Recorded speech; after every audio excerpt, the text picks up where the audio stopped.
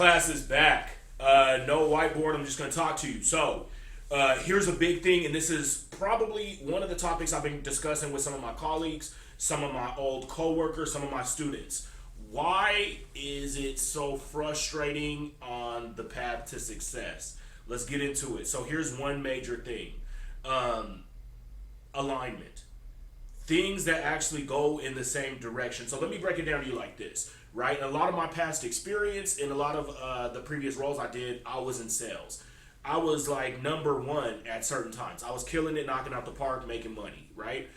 The after effect was I was always drained. I was very low energy. I just always felt like I wasn't really satisfied with what I was doing, and I wasn't really in my purpose. I would try to like give myself little excuses like, well, I'm helping somebody, but ultimately it's transactional, right? I'm helping them for a transaction. So it feels exhausting. Even when you give yourself the excuses, you still feel tired and drained, right? Here's how you know something is aligned. If you do something, you do a job, you create a video, you make a TikTok, you make an Instagram, whatever you're doing, you feel energized afterwards, right?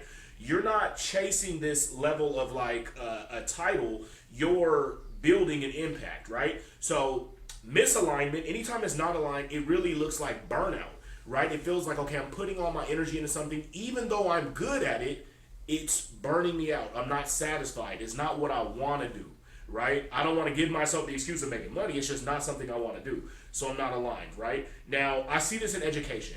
I work with a lot of students. A lot of the time, it sounds like they're just checking a box. Like when I'm talking to them, I'm like, okay, so why do you want to go to school for mechanical engineering? Well, it's a lot of career growth. It's a lot of good money. I'm good at math, but it's not something that they're really aligned with. They might be more of a creative. Your time in education is self-development. You're supposed to be developing yourself, the way you look at the world, defining your voice. It's not just to check off a box, right? It's not just, hey, I did this, now what's next, right? Again, that leads to like the burnout. The biggest thing is you're not just getting educated, you're getting equipped.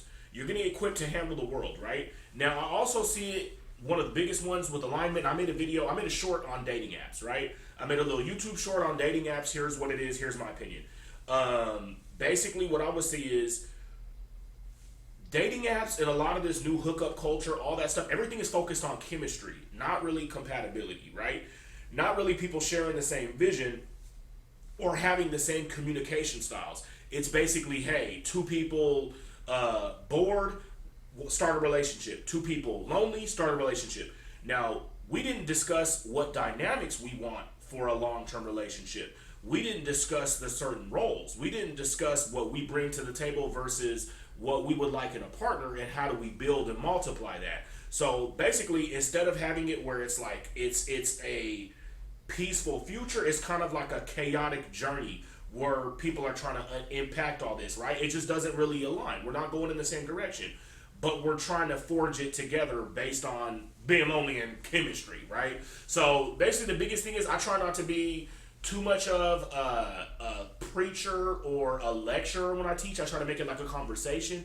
But the biggest conversations I've been having is basically alignment, right? This week that's been a big topic, and it's just kind of like before I set something up, what gives me energy versus what exhausts me? What can I build on in future references that's going to energize me versus what's going to drive me crazy, right? So I hope that this helped.